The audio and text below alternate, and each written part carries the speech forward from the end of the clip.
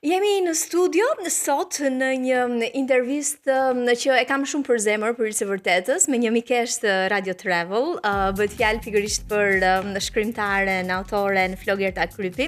Ka qenë që në fillimet e radios mikesh e intervistave tona dhe tani edhe pse jeton dhe punon në Gjermani, sa herë vjen në Shqipëri, pa diskutim që e kemi kënaqësi ta kemi në studio, edhe për shkak të krijimtarisë edhe botimeve të reja që ka sjell.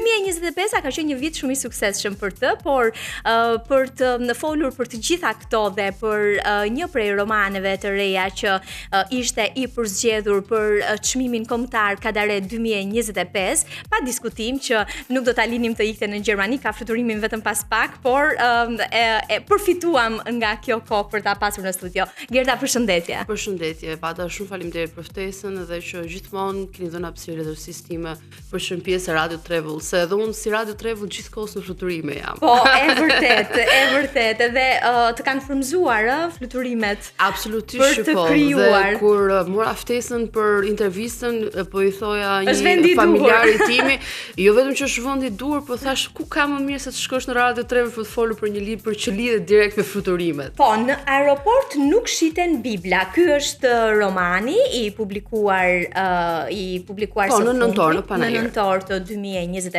dhe i përzgjedhur, siç e tham, për çmimin kombëtar Ismail Kadare 2025. Gerda, si ishte viti që u mbyll dhe nga erdhi gjithë frymëzimi për këtë roman? Atëherë 2025 si them, se drejtën gjithë vitet e jetës time është shumë intensiv, por unë që prej 4 vitesh jam bërë edhe mamë dhe kjo e shton intensitetin. E vërtet. Por në 2025 ka qenë realisht një vit i gjatë udhëtimesh, se kemi qenë shumë të angazhuar me punë, me projekte nga më të ndryshmet dhe ndërto ka qenë dhe një bum botimesh pas gati 3 vitesh.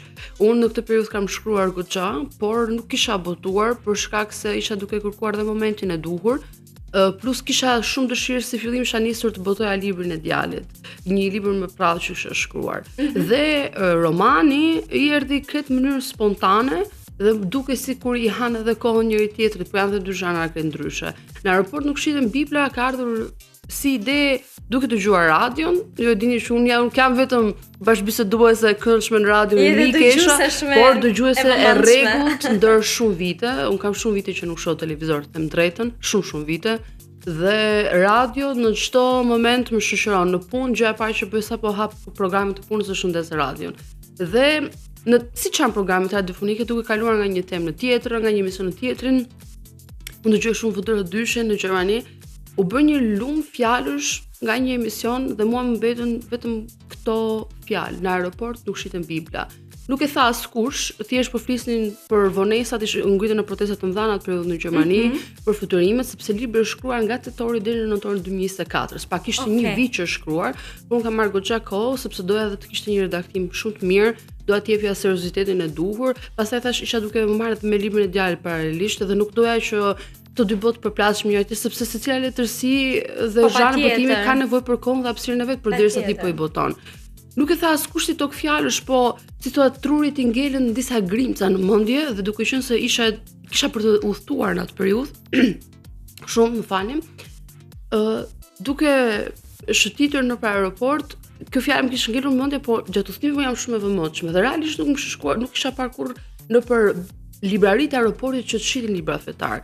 Po, ekziston një dhomë lutjesh, faljesh, por nuk shiten libra. Dhe ajo që spuntoja, domethënë ajo që ideja dhe libri ka ardhur aq natyrshëm, sikur edhe unë po të kisha ndenjur me vite të mbaja shënime për ta shkruar. E kam shkruar sinqerisht për 6 javë. Nga ora 6 e mëngjesit deri në 8:30 në mëngjes herët, sepse shkoj në punë shumë herët, më pëlqen të punoj, jem shumë e freskët. Unë po kaloj ora 4, financa ka nevojë për atë qetësinë e vet, numrat fillojnë të përzihen te mund kokë dhe e kam shumë më thjesht të zgjohem herët në mëngjes të punoj deri një periudhë caktuar, sesa të punoj deri vonë. Se në Gjermani përgjithsisht oraret janë 9 me 6. Unë orari 9 me 6 më duket shumë i gjatë për punuar, kështu që them më mirë zgjohem herët, se jam gjithsesi njëri që zgjohem herët. Dhe fillova të shkruaj librin, e shikoja, e lexoja, mund të them një detaj që është i vetmi roman që un kam arritur ta lexoj nga fillimi në fund. Ti e di që un nuk i lexoj dot librat e mi, mendoj që këto e kanë shumë shkrimtar, por është një roman që e kam lexuar në çdo hap sepse kam libri, duke qenë se po shkruaj edhe në mënyrë aq intensive, ka pësuar ndryshimi gjatë këtyre 6 javëve, por kur kam dhënë fjalën në fund, libri nuk ka ndryshuar më. Dhe atëherë isha e bindur që okay, kam sjellë një vepër dhe pak më ndryshe nga veprat e tjera që janë shumë të errta në krahasim me çfarë kam botuar më parë, por duke sjellë një frymë të re dhe realisht shumë të bukur. Unë jam shumë e kënaqur me librin që kam botuar. A je përqendruar tek njeriu, duke u frymëzuar nga një vend siç është aeroporti, je përqendruar më shumë tek njeriu në këtë libër? Unë jam përqendruar tek njeriu modern. Sepse te aeroporti është koncepti modern i njeriu. Aeroporti, po ta marrësh, është realisht njeriu modern, përgjithsisht është njeriu pa ndjenja, është njeriu statik, është njeriu që ka bërë plane, është njeriu që e di ku është nisur dhe ku do të shkojë. Dhe personazhi LD që e udhëheq të gjithë librin është njësoj si aeroporti, është një person që kalon tranzicione pa u thelluar në ndjenja, edhe pse aeroportet janë vende ku mbushen më shumë me lot. Por vendi si koncept është thjesht një udhpritje dhe një udhpërcjellje. Dhe personazhi është i tillë, është njeriu modern, është një djalë i suksesshëm, ka qenë shumë mirë në shkollë, ka studiuar, ka gjetur një vend pune shumë të mirë, ka hapur një kompani më vonë, ka drejtuar një grup të tërë, themi në vizionin e tij. Dhe në një udhtim ku ai do të firmoste marrëveshjen që do të jepte atë qëndrueshmërinë ekonomike që të gjithë kërkojnë, sepse njerëzit kanë këtë idenë, do të ecim një plan, të mbaroj shkollën, të gjej një punë, pastaj të krijoj një familje. Do të kishte krijuar këtë rendin kronologjik dhe është pikërisht një ndalesë në aeroport për një fluturim i cili nuk shkon në destinacionin ku ai supozohet të shkonte, ajo që e çon LD-n në një mori zbulimesh të vetvetes, të shumë kujtimeve të jetës tij, të cilat ai nuk ishte i ndërgjegjshëm që i kishte jetuar, sepse ne jemi të gjithë njerëzit, jo vetëm LD-a si personazh, mendoj që na përfaqëson të gjithëve, jemi shumë të fokusuar vetëm në mënyrën se si ne perceptojmë realitetin. Po janë disa njerëz anash nesh, janë disa njerëz përreth nesh, të cilët janë duke i ndarë këto kujtime me ne, por ne nuk e dimë versionin e tyre të vërtetës. Dhe sidomos në kohët që jetojmë, Eksaktësisht. Heqja kolektive është bërë shumë e madhe. Dhe pastaj unë i kam thënë edhe një miku tim përpara disa kohësh kur bëri promovimin e librit tim Panajër, dikur nuk ka qenë e nevojshme të dukesh i lumtur. Kjo është një nga arsyet pse shoqëria sot nuk funksionon siç duhet. Ne kemi tmerrsisht të nevojshme t'i tregojmë të tjerëve që jemi të lumtur. Duhet të postosh foto që ti ke një familje të mirë, duhet të postosh foto që ti udhton, duhet të postosh foto. Unë u bëra rreth 3-4 vite që dikur isha shumë intensive në rrjetet sociale, isha sigurisht dhe më e re, nuk kisha angazhime familjare, botoja, plus bëja edhe shumë aktivitete të tjera të cilat kërkoni promovimin e duhur. Mos harroni që ju keni qenë në radio, që ju keni dhënë çmimin e vitit për ndërtimin e bibliotekave që ne kemi bërë. Do të ne kemi bërë pa gjithë të promovime, pa gjithë të komunikim mediatik. Si supozohet, unë isha një vajzë vogël, ti je 22-23 vjeç, je vajzë vogël, të mblidhja aq shumë libra, të ndërtojnë biblioteka shkollas që nuk kishin asnjë libër. Kur i mendoj sot, më duket të them, do thotë dikush, ose 500 libra ishin, 600 libra që mblidhje për një bibliotekë. Po hajde mblidhi sot, hajde bëj njerëzit që ta duan librin, se kur i mendoj që ti çosh nëpër shkolla. Ndërkohë që me kalimin e viteve u fokusova pak më shumë në profesionin tim si financiere dhe unë e kam ushtruar thuajse gjithë jetën, por që i dash fokusi kryesor dhe kuptova që mund t'i bëj paralelisht shumë mirë. Unë botova dhe libra të tjerë që fituan çmime europiane, komunituarit u përzgjedh në Kroaci, tek Balkan Readings, më vonë 23 euro përzgjedh në Bosnjë Hercegovinë dhe Traduki, i cili më ka mbështetur, botoi librin në mars 2025, pra ka qenë një sukses tjetër i mi, prandaj nuk kam patur dhe kohë ti botuar librin një nga shpirtë më mira botuese gjermane. Isha e ftuar në Panajër, në Panajër Leipzigut kam qenë dhe përfaqësuese e Shqipërisë, por kam pasur një promovim të jashtëzakonshëm. Domethënë kemi vetë Traduki, i cili është rrjeti që më ka mbështetur vazhdimisht për botimin e letërsisë time dhe për kthimin në gjuhë huaj, është ka ngritur i befasuar sepse është ndryshe të promovosh librin në Shqipëri. Ke ata afërmit e tu, ke disa miq, ke njerëz që janë në letërsinë. Në stendën e Tradukit ka qenë në Panajër e Leipzigut, ka qenë një ndjenjë shumë e madhe dhe ka qenë edhe për mua e papritur, se ti po përballesh me një lexues që nuk të njeh. Dhe mbi gjitha mos harro që ne vim nga një kulturë që ndikon në shkrimin ton. Dhe kur erdhi botimi i librit, isha shumë e mbushur, entuziaste, por e kisha zhveshur veten, do të thënë edhe tani edhe shumë thonë po ti nuk e poston më as libri, them unë nuk dua më, nëse libri do e gjej rrugën e lexuesit do ta gjej. Është ndryshe të bësh një intervistë, është ndryshe të postosh çdo ditë librin në rrjetet sociale. Dhe kjo është ajo që kam dashur të zhvesh personazhin. Nevoja për të dukur i lumtur, nevoja për të patur një plan të përkryer se si jeta duhet të funksionojë. Po, dhe është shumë aktuale. Ndos që ti e krijon familjen që në shkollë. Po, një personin e jetës, ngjesh shtatzan, lin një fëmijë, ka njerëz të tjerë që nuk bëjnë dot fëmijë. Ka njerëz që histori personale është një pasqyrë sociale. Është një pasqyrë sociale. Të gjithë librat e mia unë jam munduar, por në librat e tjerë kam qenë më fokusuar tek destabiliteti i shëndetit mendor që ne përballojmë. Dhe në një farë mënyrë këtu e kam cekur, por jam përpjekur që të merrem me sipërfaqen e personazheve. Do thënë këtë sipërfaqen që ne përpiqemi kaq fort ta mbajmë të bukur. Tani, absolutisht që është një roman që duhet lexuar, edhe përveç simbolikën që ka që nga titulli një herë, që të tërheq absolutisht dhe ti e shpjegove se nga lindje gjithë kjo. Krahas këtij romani, siç e përmende, ke botuar dhe një libër për fëmijë. Po. Iliri dhe Lepurushi, fituesi i fondit të krijimtarisë letrare për fëmijë për gjatë 2025-s apo jo. Është vërtet. Tani, më thuaj pak si ishte ky kalim nga romani për të rritur tek një libër për fëmijë dhe mendoje se kishte një sfidë për ta kaluar? Ishte një sfidë, sepse unë jam shumë larg letërsisë për fëmijë, domethënë të paktën kështu e mendoja veten.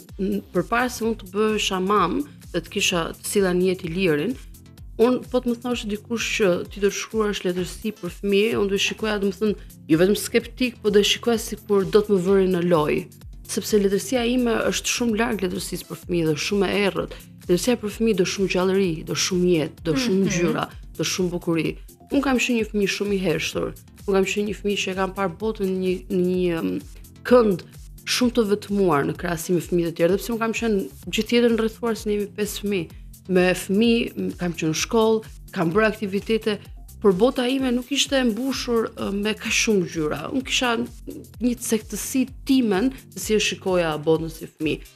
Dhe mëmësia ka shëruar themi atë fëmijën brenda meje, gjitha këto ngjyra që unë i kisha por nuk arrija dot t'i dalloja. Kam shkruar edhe një libër tjetër përpara këtij libri, të cilët shpresoj ta botoj në këtë vit, për gjatë vitit. Ky ka qenë libri i dytë për fëmijë.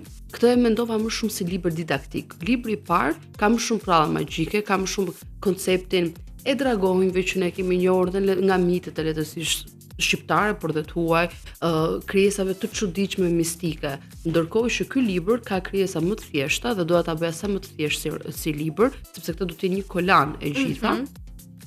Me personazhe si ujku, si gjirafa, si zebrat, personazhe të thjeshtë. Sfida më e madhe nuk ka qenë shkrimi i librit, ka qenë gjetja e një personi i cili e kuptonte atë që unë kisha shkruar. Prallat janë shumë të thjeshta, janë 16 pralla, por unë doja një ilustratore ose ilustrator i cili do nxirrte në pa të gjithë ngjyrat që unë doja t'i jap në atë libër. Nuk doja një libër të artit modern, ku njerëzit shpërfytyrojnë imazhet. Ai është një libër për fëmijë deri në 6 deri në 7 vjeç, doja që të kishin forma të qarta, ngjyra të bukura, cilësia pastaj është një problem shumë i madh në botimin e librit për fëmijë, nuk është e njëjta gjë si një roman. Një roman mund ta botosh në shtyp shkronjë. Po, vërtet. Një libër për fëmijë ka shumë detaje. Faqosja ti do shumë rëndësi. Faqosja, letra, formati. Unë për shembull kam zgjedhur për librin për fëmijë një format 23-23 që është thuajse fare tipik, nuk është thuajse fare në librat për fëmijë. Është doja të kisha një gjë pak më të veçantë, figurat ishin më të plota, e gjithë faqja e librit ta pasionte prallën, por nuk doja edhe një libër super voluminoz. Dhe ajo çfarë unë nuk fokusova që realisht të kthej një libër didaktik, që ai është një libër që fëmijët asaj moshë nuk ta lexojnë dot vet, por e lexojnë me gjyshit, me prindrit, me një motër, një vllall dikë tjetër. Unë kam vendosur një fjalor të vogël, që është një nga gjërat që mua më kam komplimentuar më shumë, të them drejtën. E kanë konsideruar një gjetje shumë të bukur. Kam vendosur disa pyetje, lojra për fëmijët që jo vetëm të lexojnë një prall, por ato të bisedojnë me prindrit, të kenë marrëdhënie komunikimi intensive gjatë leximit dhe në fund kam vendosur disa pleta nga këto ilustrime që fëmijët të ngjyrosin. Pra ato të kenë një tërësi gjëra që libri ta shikojnë jo vetëm si një prallë shumë të bukur për ta lexuar, por edhe një zbavitje të bukur. Pra në libër njeriu mund të gjejë gjithçka. Dhe ka qenë një sfidë realisht për të bashkuar gjithë komponentët, sepse thash më mësie për pjesën e prallave më e çliroj këtë ngërçin tim emocional brenda vetes, por gjithë këto komponent, nëse nuk do ishin ashtu siç u bën, do ishte pamundur që të dilte ky libër kaq i bukur, që Juria e vlerësoi dhe ka qenë një shumë e mirë. E vlerësoi si fitues për fondin dhe në një periudhë shumë të shkurtër ai u shpall në qershor, unë në gusht pastaj bëra botimin e librit dhe promovimin, i cili realisht do ishte shumë i suksesshëm. A mendon se letërsia për fëmijë në Shqipëri po trajtohet vitet e fundit me seriozitetin e duhur apo jo? Aq sa ke pasur mundësi të jesh unë ndjek vazhdimisht, thuaj se gjithkohë sepse në Shqipëri jam shumë shpesh dhe pastaj unë nuk shkëputem së ndjekuri artin shqiptar në përgjithësi. Jam gjithkohës koherente se ku ne gjendemi. Unë mendoj që në vitet të fundit, të paktën 2-3 vitet të fundit, ka filluar një përqendrim më me intensitet në letërsinë shqipe, më përpara nuk merr edhe më shumë seriozisht, po ta vësh re në palajirit e fundit, jo tani, po disa vite më përpara, çmimi për letërsinë për fëmijë u hoq, u bë dhe një kritik shumë e madhe pse u hoq çmimi i letërsisë për fëmijë. Por ka dhe një gjë, ashtu si dhe letërsia e vjetër e quaj unë, se ne na ndan në 2 grupe, që ka dalë një brez i ri pak më ndryshe, që letërsia e vjetër shqiptare dhe ne të autorët të rinj shqiptar. Ne nuk jemi as autorë të rinj, ata nuk janë as autorë të vjetër. Ne jemi një brez tjetër që vjen nga një gjeneratë e cila është krijuar nga këto njerëz. Dhe e njëjta gjë është për letërsinë për fëmijë. Ajo që unë doja dhe kisha shumë të rëndësishme është të bëja një diferencim nga botimet e vjetra shqiptare. Doja të dilja pak nga se ka dhe një problem, është krijuar ose standardi Disney, që gjitha gjërat duken të përkryera dhe nuk ka fëmia është mund të jetë pak buçko. Ato kafshët nuk duhet të jenë kaq çdo gjë kaq perfekte. Dhe pjesa tjetër ishte pastaj pikturat që bëheshin më përpara, kishin një standard sipas teatrit të kukullave më së shumti, në fakt nga ajo që kam vënë unë re, dhe unë doja të dilja nga të dyja këto, nuk doja të bija prej asnjërs. Por ka pasur sepse dhe media ka dhënë një hapësirë pak më të madhe. Ju keni luajtur një rol shumë vendimtar. Unë atë ta kam thënë përpara shumë vitesh dhe e them dhe tek gjithë gazetarët që neve na kanë hapur derën për penën e re përpara shumë vitesh. Ju jeni arsyeja pse ne arritëm të çanim në tregun shqiptar. Ishin gazetarë specifik të cilët besuan që kjo goca me vërtet mund ta ketë botuar librin në shtyp shkronjë. Nuk ka një libër që ja vlen të lexohet. Ky djali vërtet është libër poezisë, një farko u shpërbë dhe poezia. Vetëm emrat caktuar në Shqipëri mund të votonin libra poetik. Nuk ka poezi shqiptare, nuk ka poet shqiptar, po s'është e vërtet. Hapësira që u dhat bëri që këto tregjet e mëdha, këto emisionet e mëdha mediatike të hapnin dyert, të shtonin koltuqet dhe krah panelit të krijonin panele të tjera. Sigurisht këto dogma tash akoma kanë autorët të rinj, autorët e vjetër, por prap ne unë mendoj që ne kemi krijuar një brez shumë të mirë, i cili jo vetëm që po boton libra të mirë shqip, por po mundohet të çajë dhe tregun shumë të fortë botror. Mos harroni që vin nga Shqipëria. Mundësitë janë shumë të vogla, janë rast të parë për kthimin, sepse sfida më e madhe është përkthimi nga gjuha shqipe në gjuhët ndërkombëtare. Dhe kjo na pengon dhe kostot financiare pastaj janë të jashtëzakonshme. Të gjitha, se vijnë të gjitha zinxhir, por dekadën e fundit është folur shumë edhe për përkthimet në shqip. Gerda ka pasur probleme të jashtëzakonshme me tekstet. Është vërtet. Nuk janë me gishtat e dorës përkthyesit e mirë në Shqipëri apo jo? Është vërtet, po janë probleme të gjitha anëve. Megjithse 2-3 vitet e fundit është përmirësuar goxha ndjeshëm dhe në bazë të kritikëve që kanë folur edhe. Redaktimi unë përpara për shembull doja shumë që të kisha një person i cili ma korrigjonte librin, ma redaktonte, po pam humbur identitetin. Pikërisht, po këtu ka shkrimtarë që nuk duan të ulin kostot dhe nuk e pranojnë redaktimin. Unë këtë gjë prandaj kam marrë kaq kohë për botimin e librit. Pikërisht. Nëse kam vite që shkruaj një roman i cili është shumë voluminoz, kam qenë e bindur që do e botoja shpejt, por kam tregoj që ai libër, unë e kam konsideruar që kam nisur librin e jetës time, ai quhet Rrënja katrore e njerëzimit. Dhe po më bë ka shumë vite që e shkruaj, sepse është mbi 1000 faqe si libër. Dhe ja kam çuar mikës time që ja ka redaktuar dhe librin Aurelia Lecit që ta redaktojë dhe më tha që ka pasur një punë shumë intensive me librin. Dikur, sepse shiko, unë dhe shumë të tjerë ne ishim fëmijë.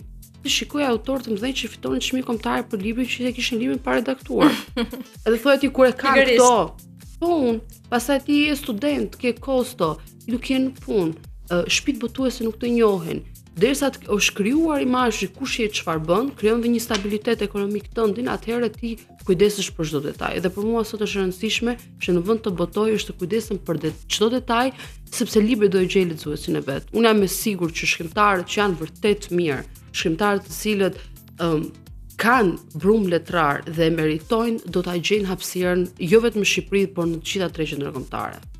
Tani, përgjatë këtij viti, siç i përmendëm, dy prej botimeve të rëndësishme siç është në aeroport nuk shiten Bibla dhe libri për fëmijë. Pas këtij viti të rëndësishëm për shkrimet edhe për gjithë krijimtarinë tënde. Ku e shikon veten në vazhdim? Do vazhdosh të shkruash sërish për fëmijë? Mendoj që po. Ti diçka në dorë konkrete apo jo? Një libër të dytë e kam të përfunduar, do të jetë një formë kolane, por mendoj që sepse dua ta arris edhe kolanën që dua ta bëj. Për shembull, ky libër ishte nga mosha 2-3 vjeç deri në 6-7 vjeç. Ai tjetër është 8-9 vjeç. Dua ta çoj deri në një farë pike, po jo ta çoj deri në adoleshencë. Domethënë dua që të mbetet po tek fëmijët, nuk dua të humbas cilësinë, por dhe nuk dua të përsëritem.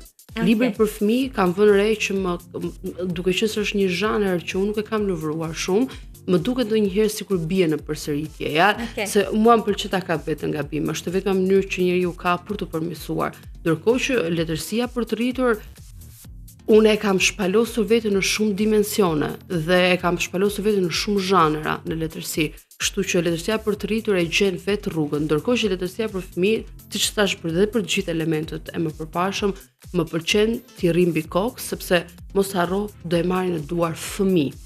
Dhe nëse një fëmijë bien përsëritje ose një fëmijë nuk e pëlqen atë që ti shkruan ose gjen të gjëra që nuk duhet i gjejë në një libër, ti shkakton gërçe emocionale të cilat duhen shumë kohë për të shëruar.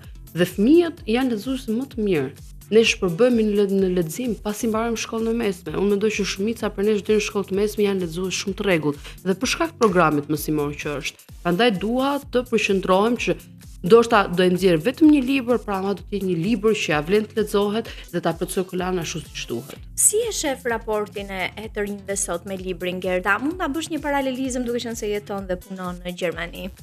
Shiko, unë kam pasur mundësinë që të marr pjesë në panajeret më të mëdha të librit. Panajeri e Frankfurtit dhe Leipzigut kam qenë pjesë tek të dyja, si festivali i librit, i themi. Nuk mund të krahasosh festivalet letrare që bëhen jashtë me festivalet letrare që bëhen këtu apo në vende ballkanike. Raporti i ulës leximi nuk ekziston vetëm në Shqipëri, është edhe në Gjermani, por edhe në vende shumë të tjera, por problemi është diferenca është hapësirat letrare sa të mëdha janë. Në Gjermani të rinjt janë gjithkohës të kontakt për librin. Unë njoh dhe kam punuar me vajzat e shefit tim për shembull, i shefit tim, të cilat kanë të ardhurat e jashtëzakonshme dhe nuk diskutohet blera një libri, që janë lexuese të rregullta në bibliotekë. Kanë kartë biblioteke. Edhe kjo është një diferencë shumë e madhe. Kur ti shikon një vajzë e cila vjen nga një familje që ka me miliona libra, është sinqerisht me miliona libra, se tek ish zyrat ku punoja, që e parë që shikoja kur vije brenda ishin rafte pafund me libra. Kanë në shtëpi, ajo ishte lexuese e rregullt, edhe jam çuditur shumë kur kam parë kartën e bibliotekës. Infrastruktura ndikon shumë në afrimin me librin. Jashtëzakonisht. Që kur janë përmirësuar disa pika të kontaktit me librin, janë shtuar dhe takimet letrare. Por duhet merrni në konsiderat që e rinia shqiptare është zhvendosur nga Shqipëria. Pjesa më e madhe e të rinjve që unë kam njohur dhe kanë punuar me mua nuk jetojnë më, kanë gjetur territoret e tyre në vende të tjera. Dhe ato që mbesin, një pjesë prindrit nuk e kanë të mundësinë, jo vetëm anën ekonomike për të blerë libra, edhe jo vetëm për të çuar në biblioteka, por edhe duke qenë se janë shumë intensiv në punë. E kanë të pamundur të marrin kohën sepse fëmia e vogël do që ti të përkushtohesh me leximin. Ti mund të lexosh një prall, dy prall dhe pastaj është shumë e lodhur. Ti e shikon në një vend si Gjermania mbaron punën vjen në shtëpi, do vetëm të hash diçka dhe të pushosh, që atje e ke, po atje është infrastruktura shumë e fuqishme dhe ka një gjë, fëmijët ndikojnë tek fëmijët e tjerë.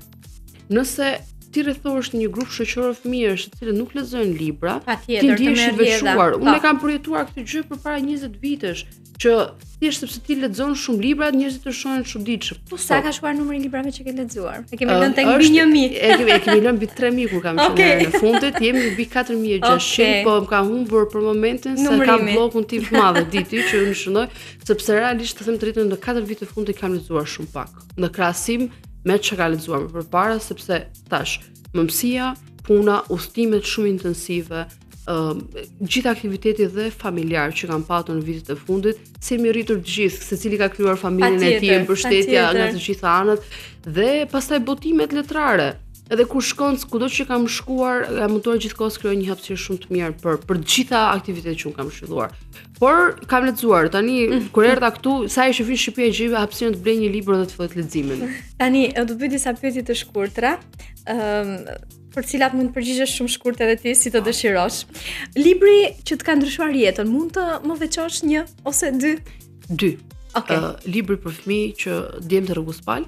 Është libri që unë kam thënë kam lexuar mbi 70 herë, që nga mosha 8 vjeçare deri më sot, dhe libri tjetër që nuk është një libër, por është një letër, janë 2 novela më saktë, është një letër babait nga Franz Kafka edhe novelat e Shahut të Zweigut. Domethënë këto kanë qenë temi ndryshues themelor në letësim për të rritur, që unë mendoj ndonjëherë që më ka ndikuar dhe mënyrës si shkruaj, ndërkohë që Djemtë rrugës Pal mbetet një dashuri e jashtëzakonshme për mua. Domethënë sa herë lexoj, e rilexoj.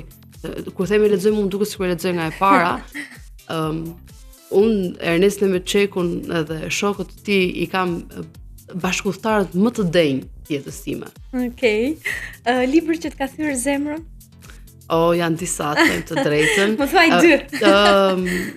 Librat që më kanë thyer zemrën janë gjithmonë ato libra të cilët ti nuk i pret në fund që personazhet të humbasin jetën, po i pari më ka thyer zemrën Djemtë rrugës Pal. Vdekja e Nemetçekut ka qenë shumë e vështirë për mua si për ta përballuar. Dhe një nga librat tjetër kam qenë fanse shumë e madhe Viktor Canësia Meri Yll. Ka qenë një libër shumë i bukur. Kam lexuar ma ka thyer zemrën ai, po dhe pse ai ka përfunduar bukur, ma ka thyer zemrën koncepti i humbjes së nënës, koncepti i mos pas një familje të plotë. Pra zella 2 libra domethënë të fëminor që sepse atëherë thyet zemra, se pastaj rritesh edhe ti zhgënjehesh, nuk ka më thyrë zemrën në libra. A ka ndonjë libër që nuk do t'ja rekomandoje, nuk e di, një adoleshenti për shembull ose? Shiko, libra ka libra të mirë, ka libra të këqij, po prap gjithë librat të mirë janë përsa kur njerëzit lexojnë, sepse kur ti mëson të lexosh, kupton çfarë të pëlqen. Unë kam lexuar autorë që nuk më pëlqejnë. Edhe ajo që unë nuk do rekomandoja për njerëz që duan letërsi të mirë janë autorët e monat apo autorët që janë bestseller. Ajo çfarë do rekomandoja ama është një autor si Julian Barnes, që edhe pse vjen nga bota e gazetarisë, edhe ka fituar çmimin Booker Prize, ai është një ndër shkrimtarët që e ka sjell letërsisë një frymë të re, shumë të fuqishme, që unë mendoj që të ndihmon të kuptosh edhe libra të tjerë sepse ai shkruan shumë thjesht, pa futur shumë botë filozofike, pra ndan shumë mirë letërsi nga filozofia, dhe në të njëjtën kohë ai të ndihmon të kuptosh çfarë letërsie të pëlqen. Leximi.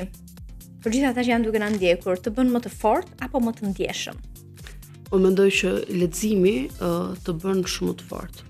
Por leximi i pa disiplinuar, pra një lexim me shkëputje në pauza të gjata apo lexime vetëm kur ke hall, vetëm kur ke hall, të çorienton mënyrën e mendimit. Kam përshtypjen. Unë mendoj që truri është një gjë që duhet trajtuar gjatë gjithë kohës, trajnuar dhe trajtuar gjatë gjithë kohës, dhe mendoj që leximi ndihmon. Sigurisht mund të kesh periudha pas ta shumë vetë, në këtë periudhë 4 vjeçare kam lexuar, jo se kam ndruar, por kam lexuar pak për shkak të ndihesh në faj gjatë gjithë kohës. Unë e kam përjetuar shumë keq. Këtë periudhën që nuk kam lexuar, do të më keq kam përjetuar periudhën që nuk kam lexuar dot aq sa doja, sesa periudhën që nuk kam shkruar dot aq sa doja. Se për shkruar të vjen mendime, shkruan në telefon, vjen zgjohesh natë, ndërsa leximi është një proces secili ka mënyrën e vet se si lexon. Kështu që është e rëndësishme që të ushqehen të dyja. Letërsi klasike apo bashkëkohore, kush fiton sot? Unë mendoj që fiton bashkëkohorja. Domethënë sepse është më e lehtë për të lexuar, jo sepse është më e mirë. Bashkëkohorja domethënë të mos është më e mirë. Sigurisht kemi autor, letërsia kanë autor shumë të fuqishëm, por klasike prandaj quhet klasike. Sepse unë mendoj që të autorët e sotëm të gjithë janë frymëzuar dhe janë ndikuar nga autorët klasik. Unë mund të përmend Për veten time, për shembull, mua më kanë ndikuar të mërsi shumë letër si Victor Hugo, Albert Camus. Janë njerëz që ne jemi rritur duke i lexuar.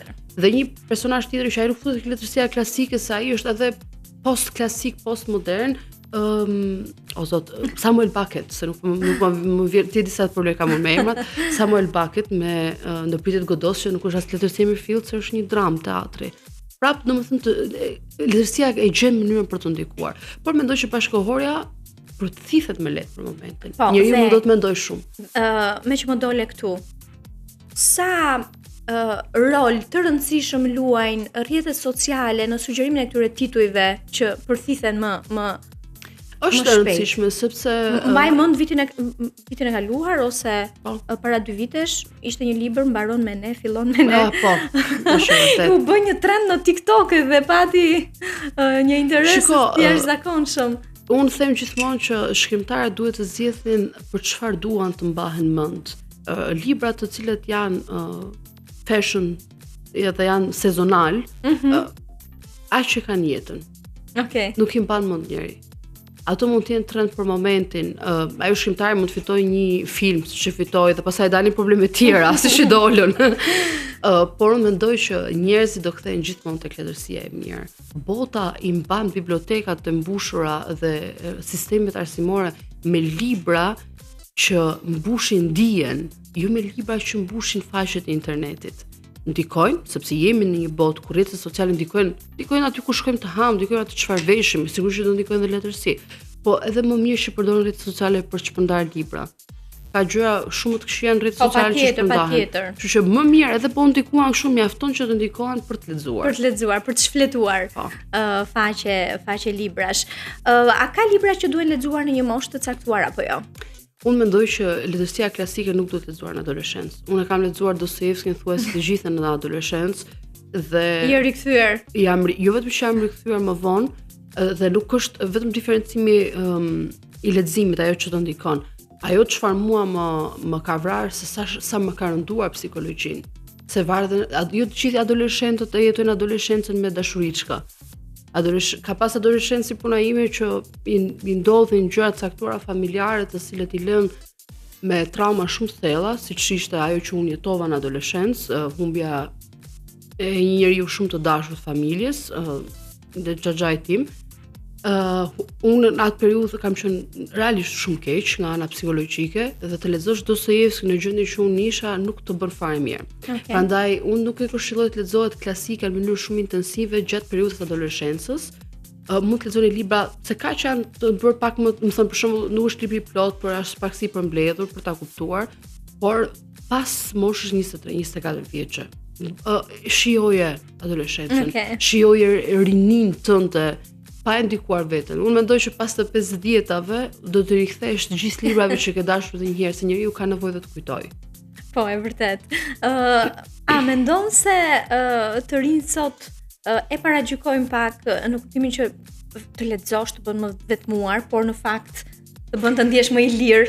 Unë mendoj që ajo që njerëzit nuk kuptojnë është që ekzistojnë disa lloje vetmish dhe vetmia që jep libri njeriu është një vetmi shumë e shëndetshme. Por është dhe një vetmi që të mëson të ndash dhe të klasifikosh njerëzit me të cilën ti do të ndash vetmin tënde. Problemi në vetvete nuk është vetmia. Problemi janë njerëzit që të marrin vetmin tënd dhe për dhënë një vetmi tjetër, një vetmi që nuk është më e bukur se ajo që ti ke dhënë. Dhe pasi largohen sepse nuk janë më të kënaqur me vetmin që të kanë dhënë, sepse të gjithë largohen, edhe ato që rrinë aty. Të gjithë largohen. Ajo çfarë mbet është një version shumë i shëmtuar e vetmisë që ti tashmë e kishe ndërtuar. Pra, unë mendoj që njeriu duhet zgjedhë mes vetmive që e bëjnë atë të lumtur, siç jemi të vetmuar, kjo është një fakt. Domethënë, e je vetmuar dhe në familje, je vetmuar dhe në mendime, je vetmuar dhe në punë. Askush nuk e percepton dhe nuk ka të njëjtën shpejtësi mendimi si ti. Unë në punë kam kolegë shumë të mirë, por nuk më ndjekin dot. Dhe unë përpiqem që të përshtatem te këto për gjëra që më duhet dhe pjesën tjetër ta bëj vetë. Ne duhet thjesht të mësojmë të kanalizojmë vetmin, asgjë më shumë dhe asgjë më pak. Çfarë librash i sugjeron djalit tënd për të lexuar, edhe pse është në një moshë ende? Ne për momentin jemi shumë të ndikuar se prallat janë gjithmonë pjesë e jona, kemi blerë libra me pralla, por si të gjithë çuna duan pak libra se fëmijët sot lexojnë edhe libra nga filmat vizatimor që janë. Domethënë nuk janë akoma në ato që ti mund të lexosh një libër klasik, për shembull, nuk e di, Prallat e vëllezërve Grimm, që i kemi të gjitha në shtëpi. Ai shikon Paw Patrolin, edhe thot mami dua Paw Patrol, sepse ajo është ajo që e bën atë të lumtur. Do ato të ngrohtë si do. Ajo i thënë duan dhe të jenë trendi, sepse ka një shok tek kopshti bluzë me Paw Patrol do ta ketë edhe ai. Kto ndikojnë. Por librat prallat klasike janë gjithmonë pjesë, edhe përpiqem në Gjermani ka shumë libra të bukur për fëmijë dhe unë përpiqem shumë që t'ia sjell në pap.